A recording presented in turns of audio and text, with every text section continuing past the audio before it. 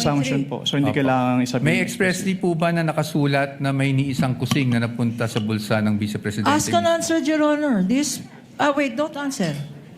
Uy.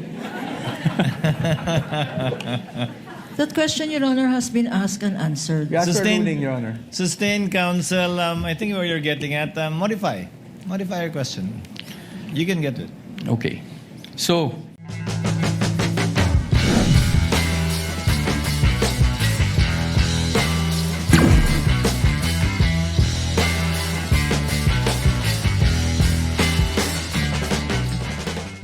meron po bang expressly nakasulat sa mga findings ninyo? Ask and answer, Your Honor. It is in That is a 8.3. presumption po. So hindi kailangan isabihin. May expressly po ba na nakasulat na may niisang kusing na napunta sa bulsa ng Vice Presidente? Ask and answer, Your Honor. Wait, don't answer. Uy. That question, Your Honor, has been asked and answered. We ask for Sustained- ruling, Your Honor. Sustained counsel, I think where you're getting at, modify your question. You can get it. Okay. So, basically po, ang findings nyo ay preliminary lamang. Wala pong any conclusive finding pa as to any misappropriation. Yun lang po ang tanong ko. Ang sabi kasi sa circular, upon failure to liquidate, No, meron I ng am presumption. Your Honor, Ask and answer, Your Honor. No, You the already witness said... Asking if it's... The witness is not responsive. Kindly respond. I think the question is quite simple, yun lang naman Mr. po. Wamil. Preliminary pa lang. So, wala pang any conclusive finding as to any misappropriation. Yun na lang po. Para lang po, masagot nyo na ng diretso. Hindi naman po kasi kailangan i-state doon sa findings. Again, Your Honor, non-responsive. Let the presiding officer be the one to do it, or try to do it. Kapag ka nag-issue po kayo ng AOM, Audit Observation Memorandum, failure to liquidate na po ba yun? O may mga observation pa lang kayo? Kailan masasabing may failure to liquidate na? No? Pag may notice of disallowance na, notice of suspension, o AOM pa lang? Nakalagay po kasi sa Joint Circular, Your Honor, under 8.3, failure to liquidate by the accountable officer upon due demand shall be a prima facie evidence. Opo, again, Mr. Wamila, yung pag-issue niyo po ba ng AOM, pasok na sa failure to liquidate upon due demand o hindi pa po? Hindi pa po sa AOM, Your Honor. Kasi wala pong due demand sa AOM. Yes po. At masasabi mo rin bang wala pang failure to liquidate? O meron na? Pag sa AOM po wala, pero pag sa NS po, since meron ng first issuance which is considered as demand, so meron na po sa NS. So, As per siya. AOM wala pa. Pag NS, meron ng demand at Opo. meron ng failure to liquidate. Opo, since sa AOM po, nire-require na silang i-justify and i-submit yung mga documents na hindi nila na-submit. Pero sa AOM, wala pa nga ganun. Yes po, Your Honor. Okay. Counsel, your witness. Thank you. And lastly, gusto ko lang to ma-clarify. Of course, the witness was a state auditor of the ICFAO. So, recommendatory lang po ang function ninyo. Hindi po kayo nagde-decide pagdating sa, lalong-lalo na pagdating sa notice of disallowance. Tama po ba? Yes po. It's the function of the commission proper. Thank you. Thank you, Mr. Wamil, Attorney Wamil. I thank you for your patience. That is all for this witness, Your Honor. Thank unless you, there's anything else. counsel for respondent. Redirect, if any, counsel for the panel of prosecutors. Yes, Your Honor, with your permission. Counsel may proceed Few with her questions redirect. on the redirect. Mr. Witness, tinanong sa'yo ng counsel for the respondent kung meron kang special training para mag-audit ng confidential funds. Kailangan ba ng special training para mag-audit ng confidential funds? No, ma'am. Hindi. Hindi po. Okay. At ang basehan mo, sinabi mo, when you answered is, ang basehan mo ay itong joint circular. Yes. Okay. Now,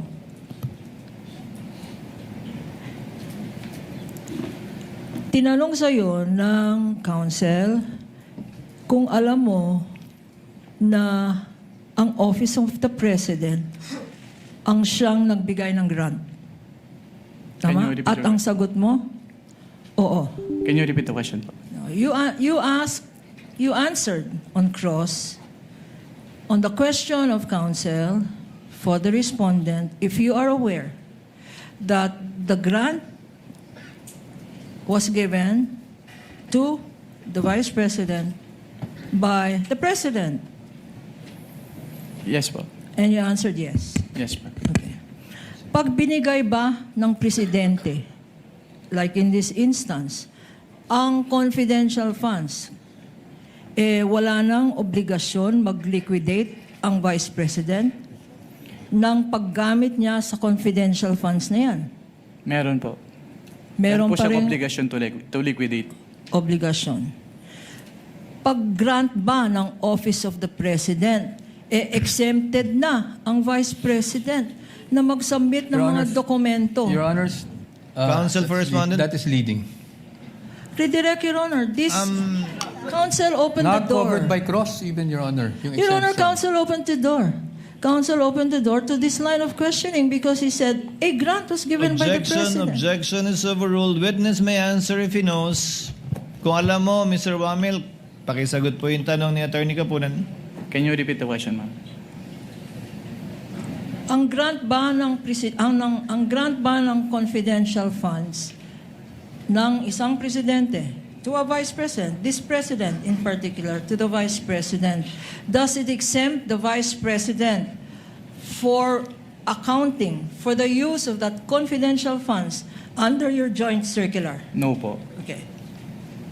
So, kailangan pa rin, sinasabi mo, na compliant. Mag-comply. Yes po. Opo, kailangan Hindi pa rin. lang ang Office of the President. Kung binigyan rin ng grant ang Department Secretary of Education, kailangan rin. Yes, ma'am. Bakit? Ano ba ang nature ng pondo na yan? Pera ba yan ng Presidente? Since ang confidential fund po ay public fund, so kailangan pong ma-properly account. So kailangan nilang i-liquidate properly and completely yung kanilang cash advances from the confidential fund.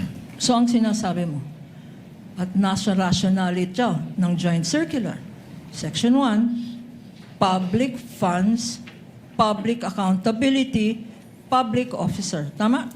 Opo. Okay, walang exemption. Hindi exempted si Sara Duterte para mag-account. Yes, ma'am. Sinabi rin,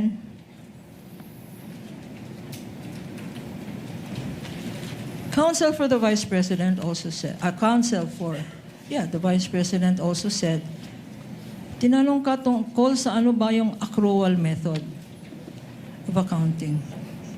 Pakiulit, ano yung accrual method? So under the accrual method po, the expenses is recorded upon incurrence and not upon payment po. Okay. Allowed ba itong accrual method of accounting sa pag-evaluate ng confidential funds? No, ma'am, kasi kailangan po talagang binayaran yung expenses po. Okay.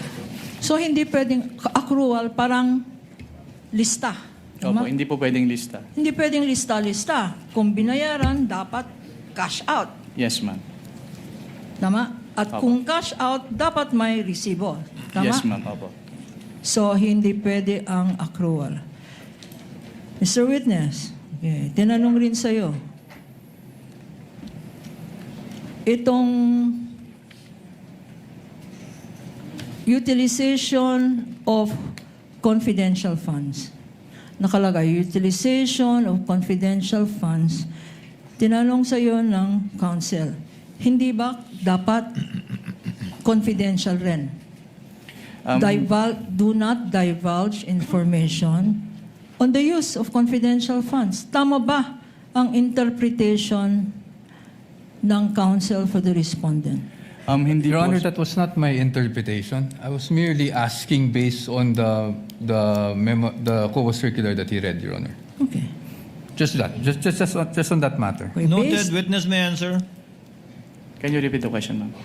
Ang tanong, okay, sabi ng counsel, confidential funds yan. Bawal ang mag-reveal ng confidential information, citing certain provision in the revised penal code, certain guidelines, which you haven't seen,